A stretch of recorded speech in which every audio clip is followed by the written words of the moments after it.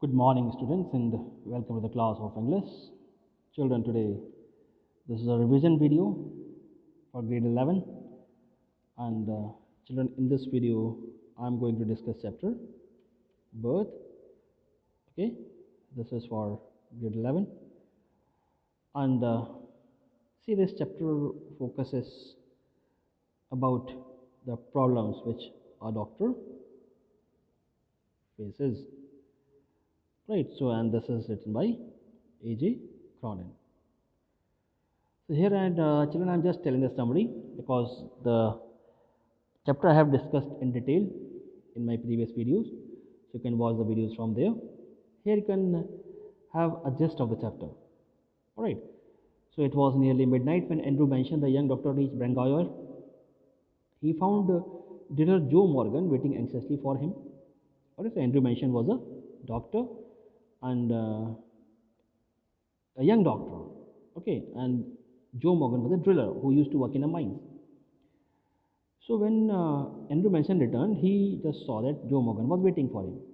And Joe told Andrew that his wife Susan wanted to help because she's in problem. So Andrew went to his house, took his bag and left with Joe for number 12 Blana Terrace. Now Joe's voice showed signs of strain as he told the doctor that he would not go in. So when Dr. Andrew Manson and Joe reached the house of Joe, Joe was quite worried and a little bit terrified also. He said, I will not go inside. Doctor, you go inside and do your duty. And he said that I have full faith on you.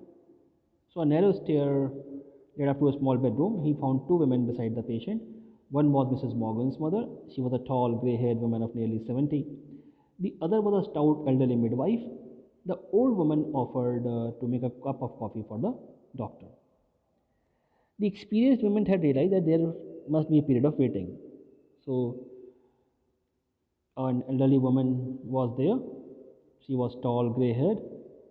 Okay. And along with that elderly woman, there was a midwife. Midwife means nurse.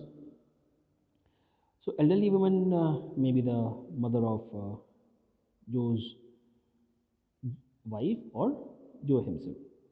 The old woman offered to make a cup of tea for the doctor, and the experienced woman realized, the old woman realized that there would maybe a period of waiting. Andrew drank tea in the kitchen downstairs. He knew he could not snatch even an hour's sleep if he went home. He also knew that the case would demand all his attention, although he was worried and upset. He decided to remain there until everything was over. An hour later, he went upstairs. He noted the progress made, came down once more and sat by the kitchen fire. Alright, so doctor knew that the case is very critical and he would be entirely involved in the case. That's why he at first of all rested in the kitchen, next to kitchen fire. The old woman sat opposite to him. His thoughts were filled with Christine, the girl he loved. Actually, children, I would like to tell you something that what is important? Personal life or professional life? And the children, if you find instances from surroundings or from history, you will come to know that profession is foremost, then comes the family or personal life. So it so happened that Andrew mentioned the doctor loved a girl, alright, Christine, and she just broke up with Andrew Manson. And he was very tensed. And the same moment, Joe came there. But instead of bursting with anger or doing something else, Andrew Manson just moved along with Joe because his profession was foremost. Now he was startled when the old man suddenly asked him not to give her daughter the chloroform. So the old lady said that please don't give chloroform to my daughter. She feared that it would harm the baby. The doctor replied that anesthetic would not do any harm. This was some kind of concern of the old lady. An hour passed. It was now dawn when the child was born lifeless. See, critical condition. As he gazed at the still form, a shiver of horror passed over Andrew. So when the child birth took place, child was lifeless. Okay, and then it was time for the Andrew to get terrified. His face, heated with his own exertions, chilled. Suddenly, he was torn between his desire to attempt to make the child start breathing again and his obligations towards the mother. Okay, now the doctor was on the verge of two bifurcating roads, and he had to choose any one. All right, you might remember, children, the poem "The Road Not Taken," in which the poet was at the point when he had to choose any one road. All right, so the same situation was with the doctor here, because the mother was also not well, and the child was brought that born lifeless. She was in a desperate state. The dilemma was quite urgent. The doctor was in a state of dilemma. Instinctively, he gave the child to the nurse. He turned his attention toward the Susan Morgan, actually the patient or the expecting mother. She lay collapsed on her side, almost pulseless, and not let out of the effect of medicine to make her unconscious. Her strength was ebbing. The doctor gave an injection to the mother. Then he worked very hard to restore the life of soft and weak woman. After some quick efforts, the heart of the lady started working, and the doctor was sure that she might live. Then he asked the midwife for the child. Midwife means nurse, and she made a frightened gesture because the nurse had placed the child under the bed. Andrew knelt down and pulled out the child. It was a perfectly formed boy. Its limp, warm body was white and soft as tallow. So the body of the child was white. There were no signs. There was of some kind of blood. Okay, because this is a situation, children, in medical terms. When the blood is not there or the heart is not pumping the oxygen. Okay, so then that's why the body appears full white. Head lolled on one thing, neck, means the baby was also born weak. The limbs seemed boneless. The cord, hastily slashed, lay like a broken stem. The whiteness meant only one thing: unconsciousness caused by lack of oxygen. His mind raced back to a case when he had once seen in the Samaritan. He remembered that the treatment had been used. So doctor once remembered the treatment which was given at some other place to the same patient. So he asked the nurse to bring one bowl of hot water and one bowl of cold water. Then he snatched a blanket and he laid the child on it and began the special method of respiration. Means first he poured cold water into one basin and hot water into another. Then he hurried the child between the two. 15 minutes passed. Sweat ran into Andrew's eyes. His breath came pantingly, but no breath came from the lax body of the child. His child did not start breathing. Okay, even after that critical treatment, a desperate sense of defeat pressed on him, and it was quickly spreading hopelessness. Means doctor was getting hopeless. The nurse and the old woman were watching, and he remembered the old woman's longing for a grandchild, because the old lady wanted a grandchild, because after so many years, all right, Joe was going to have a baby. But the nurse remarked that it is a stillborn child. Andrew did not pay any attention to her. He had labored in vain for half an hour. He still persisted in one last effort. He rubbed the child with a rough towel. He went on crushing and releasing the little chest with both his hands, and he was trying to get breath into the limb body. So he started rubbing the body, and he tried to get the breath. At last, the small chest gave a short convulsive heave, then another, and child started breathing. Child was gasping now, and then a bubble of mucus came from the tiny nostril. The limbs were no longer boneless, and the skin also turned now pink. Andrew handed the child to the nurse. He was weak and dazed. The room was filled with litter, so he put down his sleeves, went downstairs to the kitchen. His lips were dry. He took a long drink of water. Then he reached for his hat and coat. It was 5 o'clock. Means full night the doctor worked to save the mother as well as the child. And then he met Joe and said to him that both the mother and the child are okay. Andrew kept thinking that he had done something real at last. Alright, so children, this chapter teaches us that there may be some critical situations in our life, but it depends on us how to deal with such situations, which path to choose. And the path which we choose decides our success or failure. Now children, some important questions. See, as it is written here, I have done something. Oh God, I have done something real at last. Just now explained. Why does Andrew say this? And what does it mean?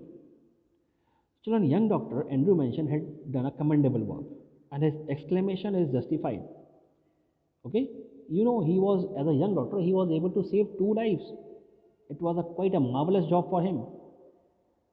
Okay, Susan Morgan's strength was ebbing after the delivery. She was almost pulseless. Andrew gave her injection and worked severely to strengthen her heart. The major achievement of Andrew was to resuscitate the stillborn child. First, he laid the child on a blanket and began the special method of respiration. Then he tried the hot and cold water treatment, dipping the baby alternately. He labored in vain for half an hour. He then made another last effort. He rubbed the child with a rough towel. He went on pressing and releasing the baby's little chest. At last, the baby responded. His chest heaved. Andrew redoubled his efforts. The child was gasping now, and a bubble of mucus came. Pale skin or white skin turned pink. And then Andrew called upon God as a witness of his act, which was no less than a miracle. That's why, children, here the name of God is there, or actually here it is the name of God. Okay, so he witnesses God that he has done some kind of miracle, which was only possible for God. Here's another question, children. There lies a great difference between textbook medicine and the world of practicing physician. Discuss. Okay, so children, the trainee doctors, what they learn during their course is totally different with the situations or compared to the situations which they face in real life. So it means textbook knowledge is totally different from the real life situations. This we have to discuss in this question. So normally the medicines prescribed in the textbooks are used by the practicing physicians. However, in extreme cases of emergency, the physician's experience, resourcefulness and practical approach become far more important. So as in this chapter, what was the practical approach of Dr. Andrew mentioned? He used his brain. Otherwise, whatever he might have studied in the course would be totally different. Alright? So the nearest available doctor may not have all the facilities needed for the case. In such a situation, first aid is must to save the patient's life before rushing him to the hospital for proper care. With limited resources at his command, the practicing physician exercises all his practical experience to control the damage to the minimum and check the victim's state from the further deterioration. A stitch in time does save 9 in such cases, and the practical help comes as a boon. So this is all. Next question is, do you know of an incident when someone has been brought back to life from the brink of death through medical help? Discuss medical procedures such as organ transplant and organ regeneration that are used to save human life. Children, this question you have to do on your own. Okay, so you can answer anyway, but here is a standard answer. Yes, I have seen and heard of incidents when people have been brought back to life from the brink of death through medical help. Surgical operations, life-saving drugs, and organ transplant play a leading role in modern medical science.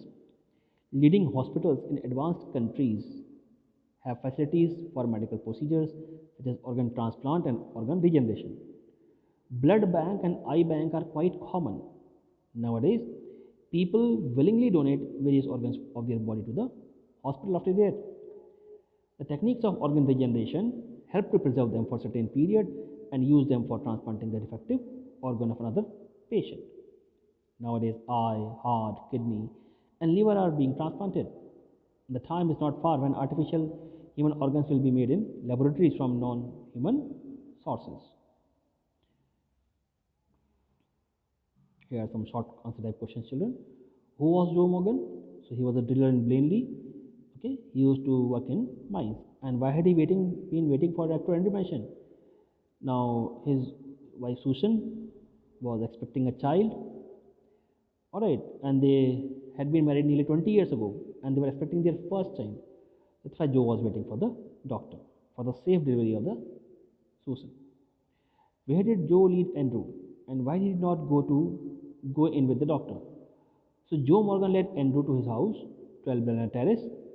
His wife was about to deliver her first child after being married for nearly 20 years. Joe was quite tensed, therefore he refused to go inside. Don't fret, mother, I will not run away. Why do you think Andrew says so? So Mrs. Morgan's mother offered to make a cup of tea for the doctor. The experienced woman had realized that there must be a period of waiting, and she was afraid the doctor would leave the case. That's why Dr. Andrew Mason said these words, that don't worry, mother, I will not run away.